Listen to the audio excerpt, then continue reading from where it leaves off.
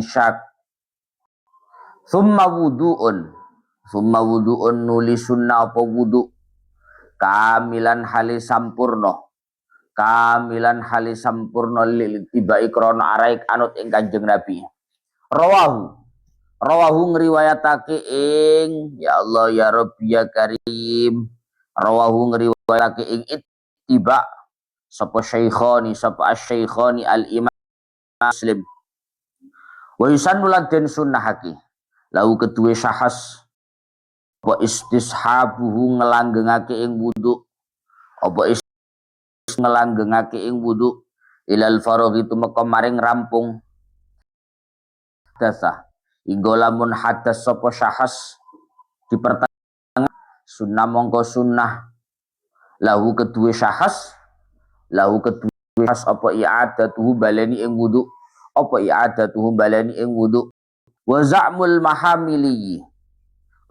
mahamili utawi penyonone imam penyono ikhtisasahu ing wudu ing den khususakene wudu bil ghusli kelawan adus al wajibi kang wajib apa al ghusl iku dhaipun kang apes walau dalu tawi kang luwih utama iku adamu takhiri ghusli qadamaihi ora anane ngakhirake ing basuh dlamaan lorone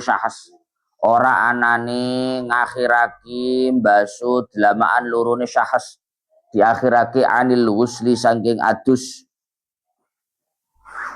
kama kaya keterangan sarraha kang mertelake sapa An-Nawawi Nawawi bi kelawan ma fir raudhati ing dalem kitab Raudhah wa in sabata senajan tetep apa takhiruhuma ngakhirake ing qadamaihi fil Bukhari ing dalem Al-Bukhari ing dalem kitab Sahih Bukhari walau tawaddo'a asna al-ghusli au ba'dahu hasala lahu aslus sunnati walau tawaddo'a lan lamun wudu sapa syahas asna al-ghusli ing dalem kawitane ing dalem tengah-tengahe adus au ba'dahu utawa ing dalem sause al-ghusl hasala mongko hasil lahu kedue syahas apa aslus sunnati pokok kesunahan lakinil afdalu tetapi ini utawi kang luwih utama iku takdimuhu dinginake ing wudu wa yukrahu lan den makruhake apa tarkuhu ninggal ing wudu wayan wilan niyato sapa syahas bi kelawan wudu niat sunnatal ghusli ing kesunnahane adus in jarradat lamun meligi apa janabatuhu junubi syahas anil asghari saking hadas cilik wa ilalan lamun ora tajarradat mongko niyato sapa syahas nawa mongko niyato sapa syahas bihi kelawan wudu niat raf'al ing ngilangake hadas azhari kang cilik apa al hadas au nahwihi utawa sepadane raf'al hadasil asghar khurujan krana metu min khilafi mujibihi khilafe wong kang majibake wudu saking khilafe wong kang majibake wudu alqaili kang dawuh sapa mujibihi dawuh bi adamil indiraji kelawan ora anane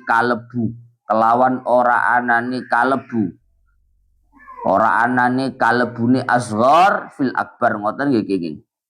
Walau ahdasa ba'da irtifa'i janabati a'dha'il wudu lazimahul wudu'u murattaban bin niyah. Walau ahdasa lan lamun hadas sapa syahas ba'da irtifa'i janabati a'dha'il wudu'i ing dalem sause ilangi junupe pira-pira gautane wudu ing dalem sause ilangi junube pira-pira gautane wudu lazimahu mongko wajib ing syahas wal wudu murattaban hale den barengake bin niyati kelawan niat fata'ahudu ma'atifa nuli sunnah niti-niti ing pira-pira lempit-lempit kal uduni kaya kuping wal ibtilan cangklaan wasurratilan udel wal mukilan suluhane mripat wa mahalli syakin lan panggonane suwek-suwek wa ta'ahudu usuli sya'rin lan niti-niti ing pira-pira poke rambut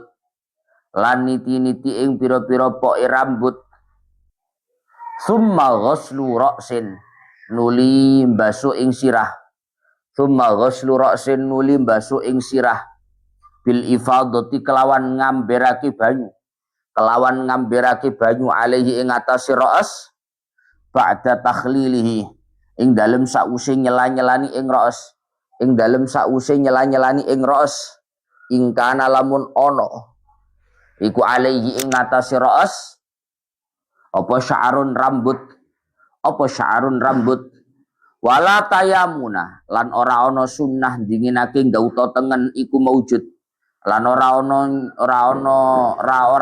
dinginake gauta tengen iku maujud ing dalem ra's li ghairi aqta'ah kedue liyane wong kang pegot summa ghuslu syakkin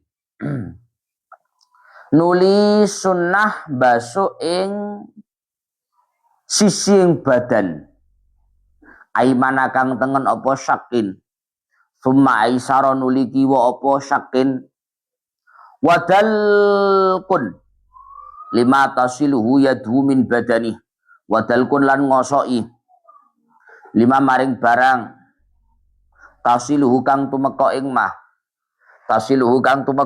apa yadhu tangane syahas min badani saking badane syahas khurujan krana metu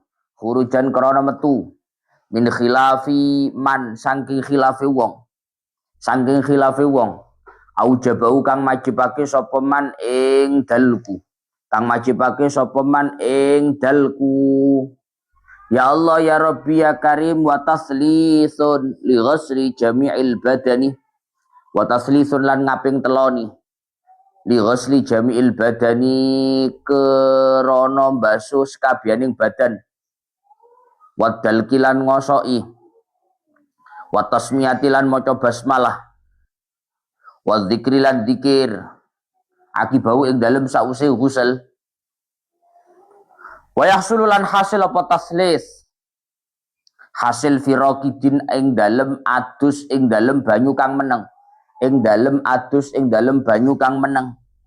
bitaharruki jami'il badani kelawan obai sekabianing badan salasan kelawan ping telu wa illam yangkul sanajan ora mindah sapa syahas ora mindah qadamai ing delamaan lorone syahas ila maudhi'in maring panggonan akhara kang wene apa maudhi' alal aujahi miturut ing atase kaul aujah wastiqbalun lan sunnah madhep lil kiblati maring kiblat walatun lan sunnah nuli-nuli wa tarku takallumin lan sunnah ninggal ing omong bila hajatin kelawan tanpa hajat wa tansyifin lan ninggal ing nyerbeti lan ini bila udrin kelawan tanpa udur wa tunaki apa syahadatani syahadat luru al mutaqaddimatani kang dadi dingin apa syahadatani fil wudu ing dalem wudu ma'ama sertani barang ma'ahuma kang tetep sertani syahadatan.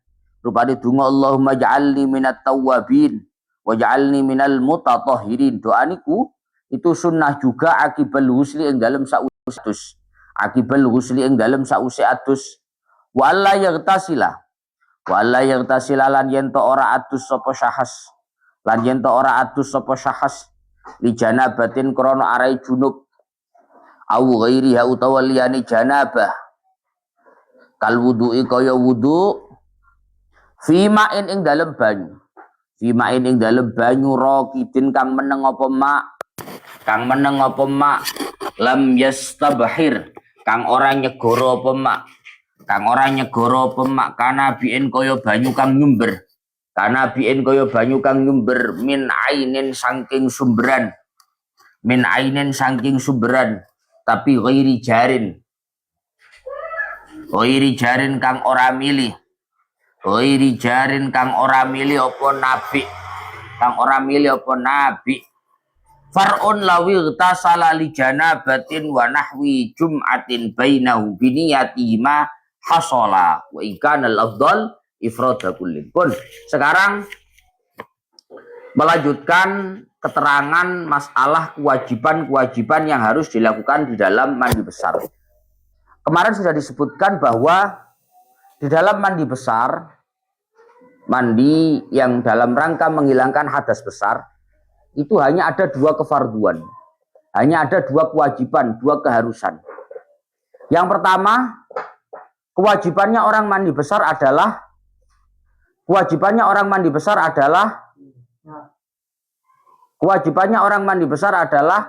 niat. Yang nomor satu, kewajibannya orang mandi besar adalah niat.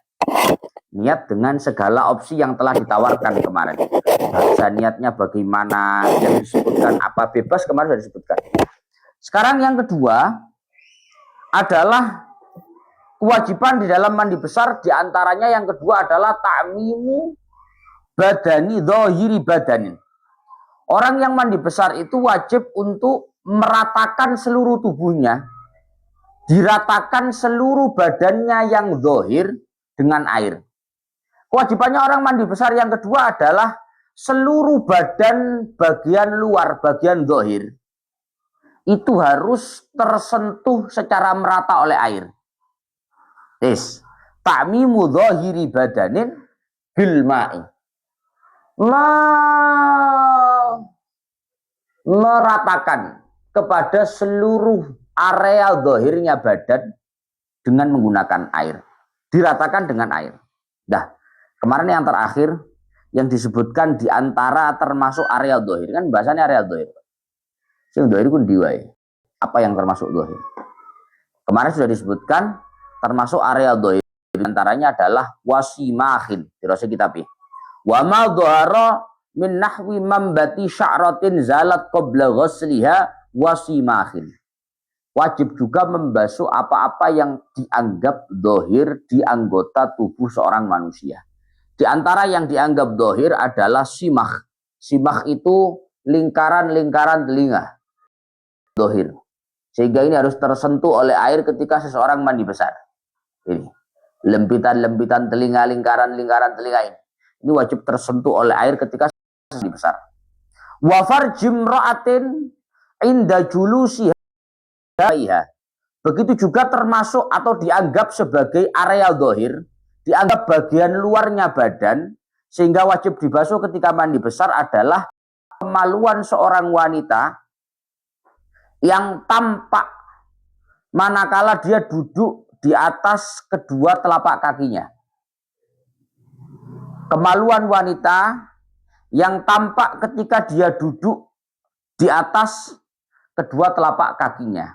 Dodok itu dodok. Jadi duduk di atas telapak kaki itu dodok. Ketika seorang wanita duduk jongkok, maka ada dari kemaluannya itu yang terbuka. Maka area yang terbuka yang tampak dari kemaluan wanita pada saat wanita jongkok itu dianggap sebagai area zahir.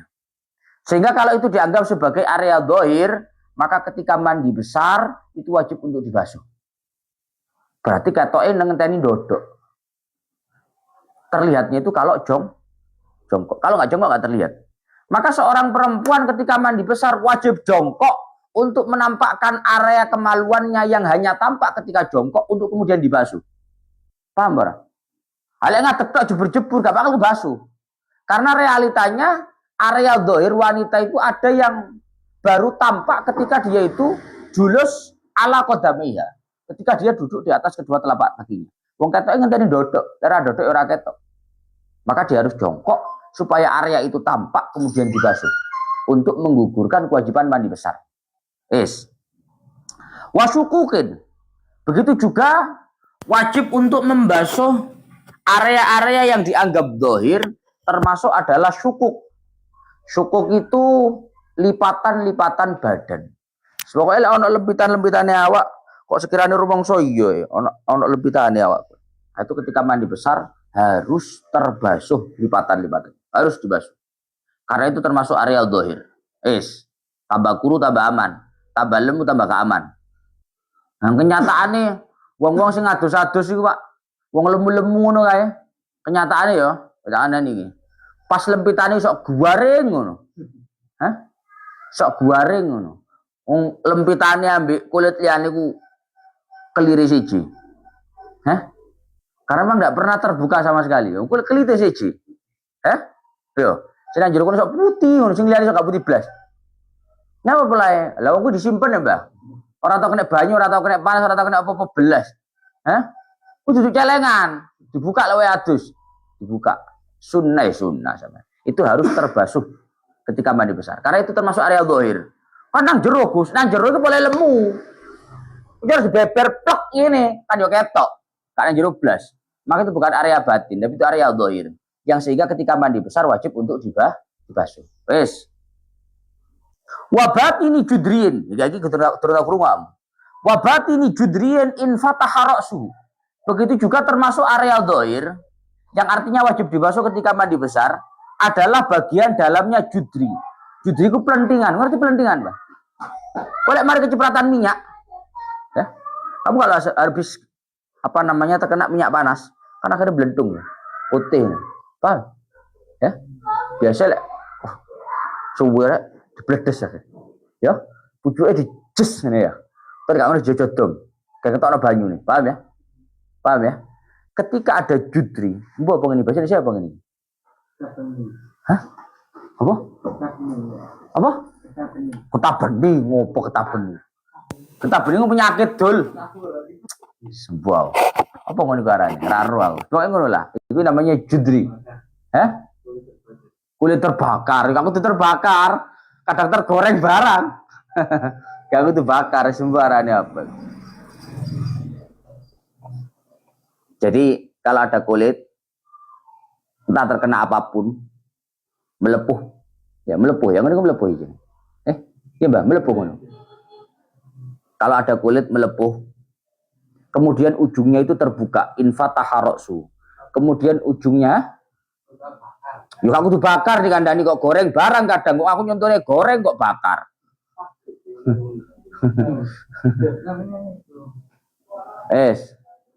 Ketika ada tangan yang kulitnya melepuh misalkan, kemudian lepuan itu di ujungnya itu dibuka, dibledos Pak, ya, kan akhirnya nutup, paham ya? Jadi misalkan ada lingkaran sekian Pak, usah benerannya akik lah, anggone kulit gini, blentung toh, blentung dijoblos, toh dicuel pucukane jus. Atau ada banyu nih, serut, lewis. Maka ketika praktek mandi besar, ketika kamu mandi besar, ketika kamu pada saat mandi besar, maka judri ini, luka yang melepuh, yang itu ujungnya sudah terbuka, itu dianggap sebagai area dohir. Paham orang? Sisan, keliwaan KB, dibasuh ya terus gede. Hah? Loh, kok disuai KB Gus? Karena itu area dohir. Dengan ujungnya sudah kamu beldos, sudah kamu buka, itu menjadi area dohir. Yang sehingga kalau itu termasuk area dohir wajib dibasuh ketika mandi besar. Prakteknya begitu. Paham? Beda kalau tidak terbuka. Kalau tidak terbuka beda lagi. Kasusnya beda lagi. Misalnya ya sekat kenaan minyak kan Pak. Gak apa ya. Gak buka, belas gak buka, Gus. Saya nutup. Maka gimana? Kalau masih nutup ya berarti area batin. Makanya dalam i'anahnya, qaulu in fataha ra'suhu kharaja bihi ma idza lam yanfatih fala yajibu syaqquhu wa ghuslu batini. Berbeda kasus ketika luka yang melepuh itu dalam kondisi masih menutup, belum terbuka, belum terpecah sama sekali. Maka itu dianggap sebagai area batin yang artinya tidak harus disobek dan tidak harus dibasuh. Yes. La batinu kurhatin bari'at wartafa'a kishruha walam yadhar syai'un mimma tahtahu. Tapi tidak wajib untuk disentuh dengan air batinu kurhah, batinnya luka. Kurha itu luka sama lukanya, tapi beda, Pak. Kalau yang tadi itu lukanya luka yang ngerti jenis-jenis luka, Pak. Lek kurha itu luka sing marti bok, peda motoran, gres. Paham ya? Itu namanya kurha. Hah? Babras. Babras yang di? Oh, babras sampai bablas. Babras. Itu namanya kurha. Tidak wajib untuk membasuh area batinnya kurha, luka kurha yang sudah sembuh. Wartafa'a kishruha. Kemudian kulit daripada luka itu sudah sembuh, sudah hilang dan tidak tampak apa-apa area yang ada di bawahnya. Tidak tampak apa-apa area yang di bawahnya. Jadi lek kapan niki mau waras luka sing model ngono kae. Waras wis ilang. Ya. Luka wis ilang. Kan ono apa jenenge sembuh klendek iki lho. Borok wis sembuh apa dijabut. Kulit mati. Itu ono ae arek uner iki sitok iki. Gak tepak belas. Gak tepak belas itu. Mau jarine apa mau sembuh aku. Itu pokoknya kalau luka yang seperti ini itu nanti area bawahnya tidak dianggap sebagai area dhahir. Ya, tidak dianggap sebagai area dhahir. Yang sehingga ketika mandi besar tidak wajib untuk terbasuh. Beda lek sing mau, Pak. Lek sing blendingan mau kan gini, Pak. Jadi bunder. Pucuke dicuek titik ngene. Tes. Jerone kan ajane sing gak ketok. Yo mek bolong ngono tok. Hah? Kempes boleh bolong. Tetap kalau sudah infitah, kalau ujungnya sudah terbuka, tetap saja. Dalamnya itu menjadi area dhahir yang sehingga wajib untuk terbasuh oleh air ketika mandi besar. Nah, itu bedanya begitu. Yahrumu fatkul multahimi. Dan otomatis haram untuk menyobek jari jemari yang dalam kondisi iltiham. Iltiham itu dalam kondisi mendaging. Jadi kalau ada jari jemari, Pak, menyatu ini 3. Itu normalnya wong belakane driji kena banyu. Ini normalnya orang antara jari jemari ini mestinya kena air. Suwe air yang ngono. Kena banyu ya. Haram. Wa yahrumu fakul multahim. Haram untuk menyobek jari jemari yang sudah mendaging. Lek gandeng ini ya wes. Berarti yang bisa kena air saja. Untuk yang ada di antaranya ini yang nempel berarti bukan dhahir. Sehingga meskipun nggak terkena air tidak apa-apa. Ngono Mas Dewi. Wa ma tahta kulfatin minal aqlu fi fayajibu ghuslu batiniha li'annaha mustahaqqatul izalah. Begitupun wajib untuk dibasuh oleh air ketika mandi besar area yang ada di bawah kulfah. Kulfah itu kulub, ngerti kulub, Bro? Ngerti hasyafa? Hah? Ujung kemaluan laki-laki itu kan kepala ya. Kepalanya kemaluan laki-laki. Itu biar dipasangi helm. Mana helmnya dibuat? Hah? Helm itu jenenge kulfah. Nanti helm saiki. Loh. Sekarang di helm saiki. Hah? Ono. Nang omah. Ngene iki yo. Itu namanya kulfah. Jadi tutupnya ujung kemaluan laki-laki itu namanya kulfah. Lah area yang ada di bawah kemaluan itu, ada di bawah kulit itu termasuk area dhahir. Abang ngomong ini lah, Pak. Ono wong durung sunat. Ya. Ada orang belum dihitan, belum disunat. Otomatis kan Kok cara wae Faruk iki kebasuh banyu. Tapi untuk punyanya orang yang belum dikhitan nggak terbasuh air. Wong sik kresekan. Hah? Ini gimana Gus? Mau bagaimanapun meskipun orang ini belum dikhitan, kalau dia mandi besar, wajib dibuka kreseknya. Dipletetnya nih, ya, dipletet, dibasuh. Wajib. Duh, kok ngono Gus? Wong sik tutupan kok. Salah dhewe sik tutupan.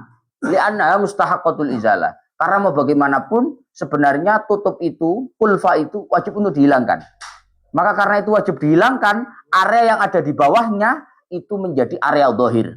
Yang sehingga ketika mandi besar wajib dibah. Paham? Anak sunat juga kasep-kasep. Mungkin kasusnya yo, misalnya mu'alaf nul Pak. Ono wong mu'alaf baru masuk Islam, kondisinya sudah balik, tawek usan. Selawe tahun, 30 tahun, durung sunat, balik. Wis. Marono kumpul ambek bojone, mari mlebu Islam kumpul ambek bojone, kondisi sik durung sunat ngono kuwi. Ketika mandi besar gimana? Yaitu ada area yang ada di bawah kulfa itu area dohir. Nanti dipeletet ngene tarik, basuh pakai. Karena itu area dohir. Paham? Paham, Mbak? Lewat Faruk ora perlu. Hah? Coba to kresekmu ya. Wis buat durung. Halo. Ya apa saudara Faruk iki? Labatini sya'rin in aqada binafsihi wa in kathura. Tapi tidak wajib untuk terbasuh oleh air batinnya rambut yang menggumpal. Apa menggumpal? Ya rambut kok istilah masa menggumpal. Tuh krewul iki mesti sok tahu iki. Tidak wajib tersentuh oleh air batinnya rambut yang in-ikot. In-ikot itu lebih mirip ke itu loh Pak. Reggae lho, arek reggae lho. Reggae ngono iku di ngenekne apa asli? Iku asli gimbal apa digimbal? Digimbal. Oh, gak asli ya. Oh, lagi enggak, Pak? Ini ikot binafsi. Tidak wajib membasuh tersentuh oleh air batinnya rambut yang memang dengan sendirinya menggimbal. Gak digimbal, memang gimbal. Hah? Apa? Alami ya, alam. Memang alami berdasarkan alam. Jadi ono wong Pak, rambutnya memang apa ya? Ya nemplek dhewe ngono lho. Ngeruwet dhewe ngene iku wis dadi siji ngene. Kalau ada orang rambutnya dengan sendirinya inaikot, rambutnya dengan sendirinya menggimbal, maka itu nanti batinnya tidak wajib untuk dibasuh. Wa in kathura. Meskipun yang menggimbal itu banyak. Meskipun yang menggimbal itu banyak. Kenapa? Karena itu alami. Karena itu alami. Sehingga meskipun menggimbal, itu nanti nggak wajib untuk diperhatikan iki. Terus dia kena banyu kabeh iki. Karena lek ngene nggak harus. Karena itu inaikot binafsi.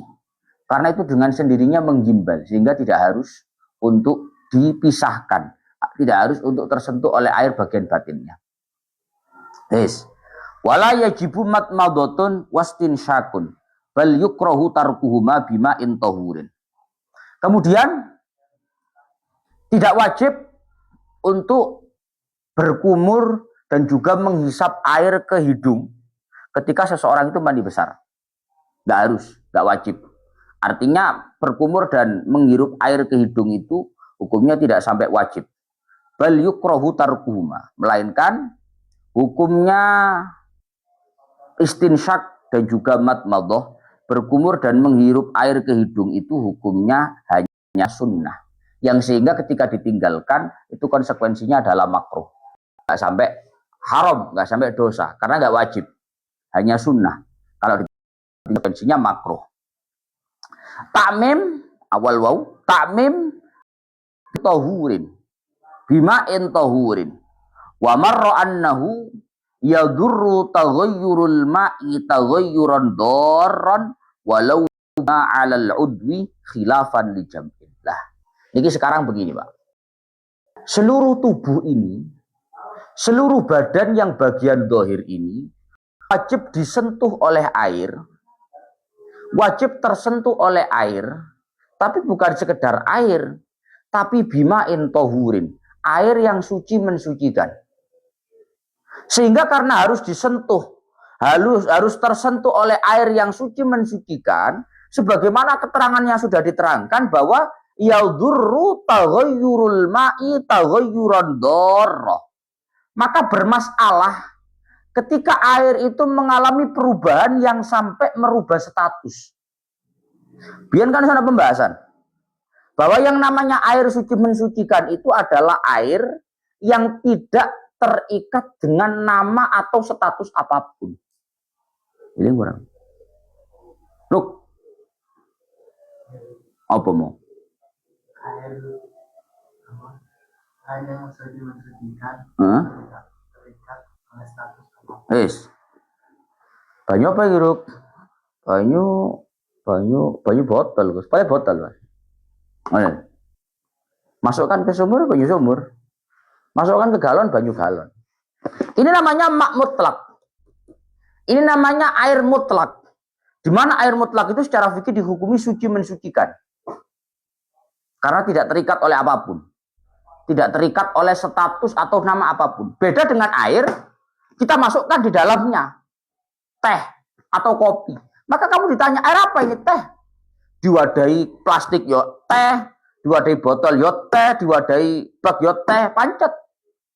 Ini namanya ada taghayyur, ada perubahan nama air yang itu sangat mengikat terhadap nama air.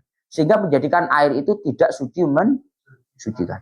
Nah, sekarang kamu dengarkan begini, Pak. Ketika air yang menyentuh tubuh kamu, ketika air yang menyentuh badan kamu, itu mengalami perubahan yang sampai menjadikan air itu berubah status. Walau bima alal udwi, meskipun perubahannya itu disebabkan sesuatu yang ada di atas anggota, meskipun perubahannya itu disebabkan sesuatu yang ada di anggota tubuh, maka menjadikan air itu tidak suci mensucikan, maka itu berbahaya untuk air itu. Artinya berbahaya itu menjadikan mandinya tidak sah. Menjadikan mandinya tidak sah. Oke, kamu pakai HP ya nah itu, Mbah. Wong ngaji jarang-jarang, ngaji temen HP-an. Aku tak sabar-sabar yuk pancet ae. Ngaji jarang-jarang, ra ngaji ora tau pamit. Aku ora masalah, tapi modele ngono kuwi ra ndemeni belas. Ngaji panggapean, dilingne pangga.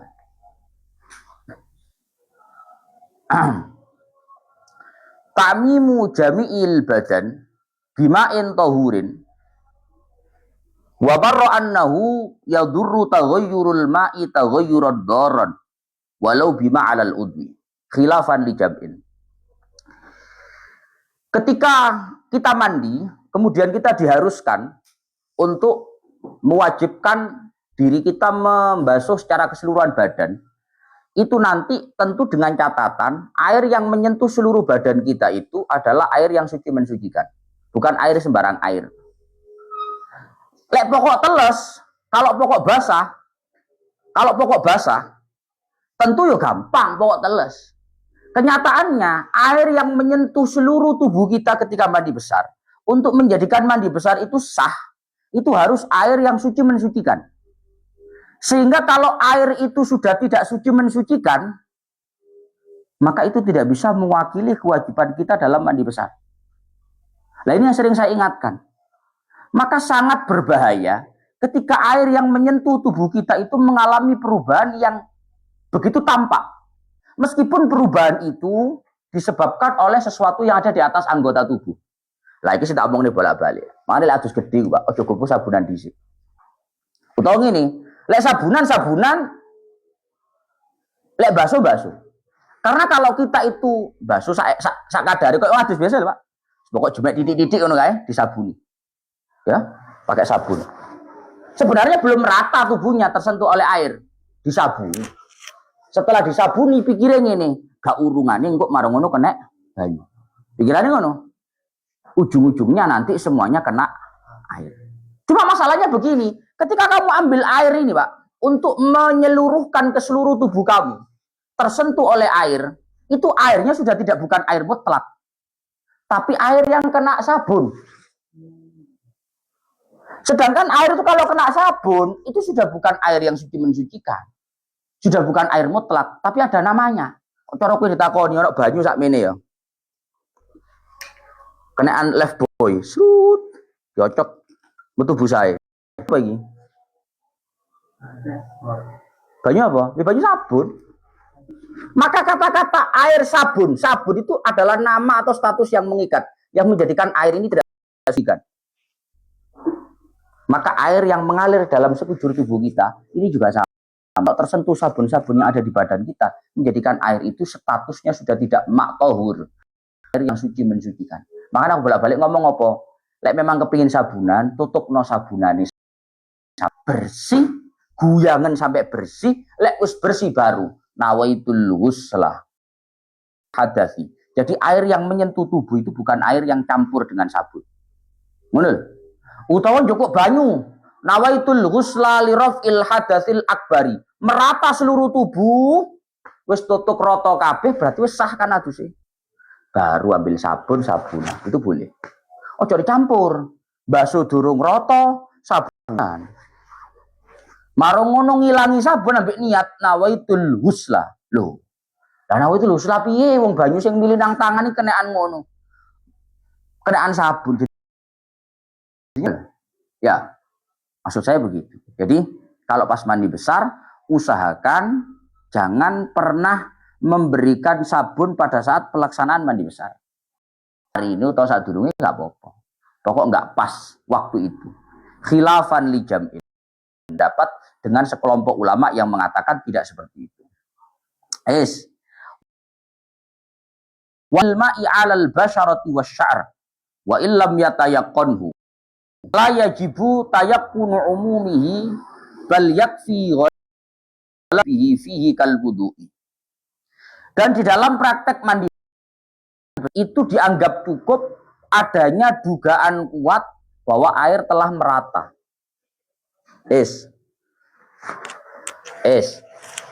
Tidak besar itu dianggap kuat bahwa airnya telah merata ke seluruh kulit dan juga rambut. Tadi gak kudungin ya luruk. Teles. Dia teles. Wah geger bingung. Nah, Mas Tia. Oh teles iki teles. Lek gak yakin gak harus. Teles iki teles. Nggak harus. Cukup dhannu umumil ma' al-basharati wasya'r. Cukup adanya dugaan kuat bahwa rata ke seluruh tubuh dan juga rambut. Wa illam yatayaqqan. Kita tidak sampai yakin 100%. Jadi yakin kan ngene, Pak. Oh iya teles iki ya, yakin. Lek gak di ngono kan gak yakin. Ya mek temen harus rata nggih rata ngono tok. Dugaan kuat. Itu dugaan kuat. Lah, ini sudah dianggap sebagai cukup dalam praktek mandi besar. Fala yajibu tayakkunu umumihi. Maka tidak diwajibkan untuk sampai pada taraf yakin bahwa airnya sudah merata. Tidak siji-siji. Sampai gak teles iki, lek perlu gak kaca besar. Pori-pori kuatir gak teles titik terkecil, tak perlu. Tak perlu. Cukup dugaan kuat sudah basah cukup. Cukup itu. Wa sunnalil ghuslil wajibi wal mandubi. Tasmiyatun awwalahu. Wa izalatu qadarin tahirin kamaniyin wa mukhatin. Wa najisin kamadiyin. Wa inkafa lahuma ghuslatun wahidah. Pun sekarang sudah selesai pembahasan tentang apa namanya itu ya Allah ya Rabb ya. Pembahasan tentang orang-orang yang wajib untuk mandi besar dan kewajiban-kewajiban di dalam mandi besar. Sekarang membahas tentang kesunahan. Di dalam mandi besar itu ada beberapa kesunahan.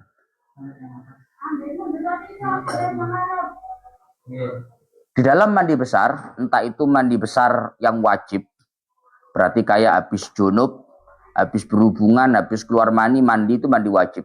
Atau mandi sunnah. Berarti mandi sunnah, Mbak. Mandi sunnah itu Idul Adha menegi, bangun pagi, adus. Itu mandi sunnah.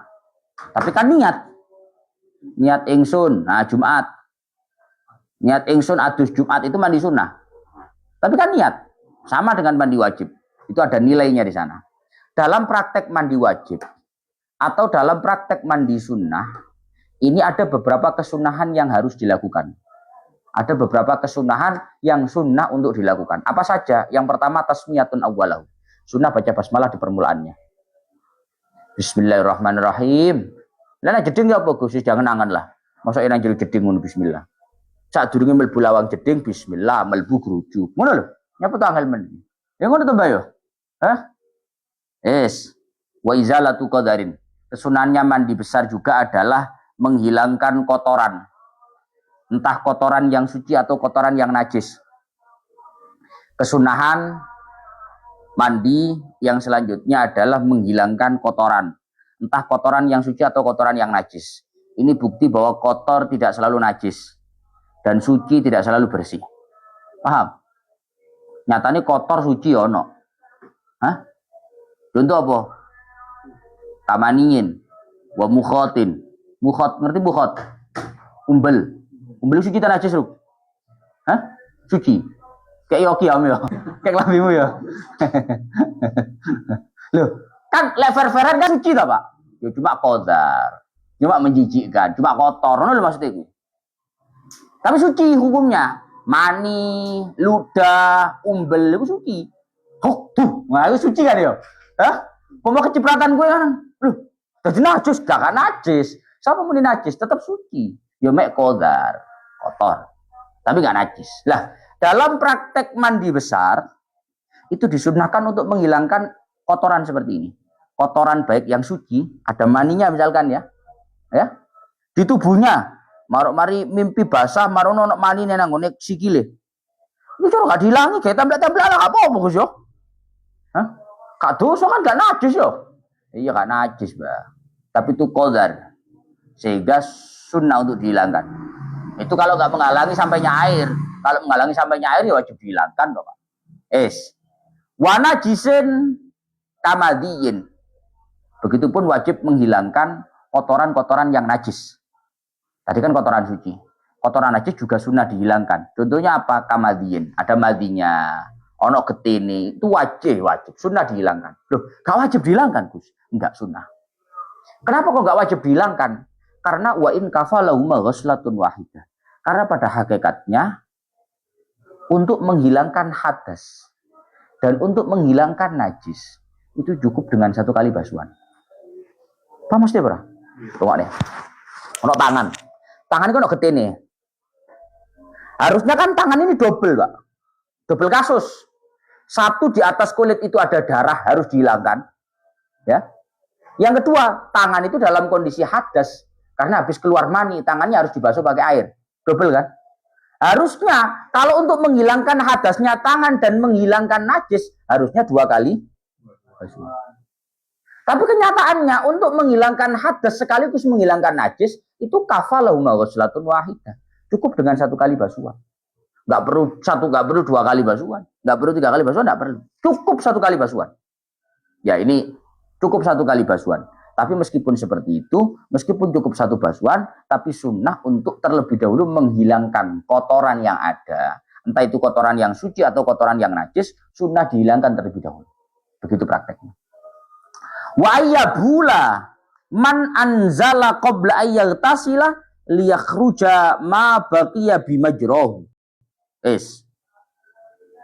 Dan juga sunnah bagi orang yang mandi besar, sunnah untuk terlebih dahulu mengencingkan. Jenenge mengencingkan enggak boleh kencing dikencing-kencingkan, itu namanya mengencing. Dan sunnah bagi orang yang mandi besar, kalau gara-garanya adalah keluar mani, sunnah untuk kencing terlebih dahulu sebelum mandi. Jadi kalau alasan mandi besarnya itu karena keluar mani, sunnah kencing terlebih dahulu belum mandi. Alasannya apa? Liyakhruja ma baqiya bimajrahu. Ini untuk membersihkan sisa-sisa mani di jalan ngalirnya air kencing. Paham? Kan nyantol loh, Pak. Hah? Nyantol. Ya caranya kayak bersih, kencingkan. Biar air kencing yang membawa itu sisa-sisa saya bersih. Karena kalau tidak kamu kencingkan terlebih dahulu sebelum kamu mandi, kok kamu langsung mandi? Selesai mandi kebelet nguyuh, katut. Sisa-sisanya itu loh. Katut keluar. Pertanyaannya wajib mandi apa enggak? Kenapa kok enggak? Ya wajib. Keluar kedua piye? Keluar kedua kuwi yang jopo disontek nomor terus ya. Kowe paham keluar kedua apa? Pak, keluar kedua itu duduk manuke mari ngetokno pisan, ngetokno kedua. Maningnya keluar kedua kalinya. Mana aku nyontone apa disontek nomor bu maneh. Maru mana iku gak wajib. Tapi lek nang jero gak katut metu mau ya. Rombongane kok ketinggalan nang jero. Nyantol. Man digawa banyoyo, ya adus. Beda. Makanya sunnah untuk kencing bagi orang yang habis keluar mani, sunnah untuk kencing sebelum dia mandi besar. Untuk apa? Untuk membersihkan mabakia bimajro. Apa yang tersisa di jalan mengalirnya air kencing dan bersih. Soalnya gak ngono, di dalamnya dikatakan kalau enggak begitu, maka nanti dia ujung-ujungnya akan diwajibkan untuk mandi lagi. Karena ada air mani yang terbawa. Wes. Wajib. Fa ba'da izalatil qadari madmadatun wastinsyaqun thumma wudu'un kamilan lil ittiba'i. Rawahu asy-syaikhan. Setelah menghilangkan kotoran, sunnah untuk berkumur. Sunnah untuk menghirup air ke hidung. Ya. Jadi setelah di badan ini ada kotoran-kotoran apapun dibersihkan, kemudian sunnah berkumur, sunnah menghirup air ke hidung, thumma wudu'un. Kemudian sunnah untuk wudhu secara sempurna. Wudhu secara sempurna itu ya wajah, tangan, kepala, kaki. Wudhu sunnah. Ada hadis yang diriwayatkan oleh Bukhari Muslim. Wa yusannu lahu istishabu ilal farah. Dan sunnah untuk mempertahankan wudhu ini sampai selesainya mandi besar. Kan waya awal wudhu, waya awal wudhu. Waya awal atus kan sunnah wudhu. Ya. Awaitul wudu niat ingsun ngelakoni wudu sunnah atus wudu di awal wudu. Sunnah mempertahankan wudu ini agar tidak batal sampai kapan? Sampai wudu itu selesai, sampai mandi itu selesai. Sampai mandi selesai. Hatta lau ahdatsa sunnah lau i'adatuhu. Hingga bahkan andai kata di pertengahan mandi besar kok dia batal wudunya. Moro-moro tengah-tengah adus dur. Atau tengah-tengah adus demek manuk. Akhirnya batal wudhu itu. Dia disunnahkan untuk wudhu lagi. Gus, sudah wudhu tadi saya awal. Kan sunnahnya wudhu sebagai kesunahan mandi besar kan di awal. Sudah tadi saya wudhu. Iya. Tapi ada kesunahan lagi, yaitu mempertahankan wudhu sampai selesainya mandi. Maka kalau belum selesai mandi kok sudah batal wudhunya, maka wudhu lagi pada saat batal itu. Paham ya? Hatta lau ahdatsa sunnah lahu i'adatu. Hingga kalau dia mengalami hadas, batal wudhu di pertengahan mandinya, belum selesai kok dia batal wudhu, maka sunnah untuk mengulangi wudhunya lagi. Karena memang sunnah mempertahankan wudhu ini sampai ending, sampai akhir. Wa za'mul mahamili ikhtisasahu bil ghuslil wajib dhaifun. Adapun pernyataannya Imam Mahamili yang menyatakan bahwa wudhu itu hanya disunnahkan khusus dalam mandi wajib, bukan mandi sunnah. Atus Jumatan ngono gak sunnah wudhu, jari Imam Mahamili.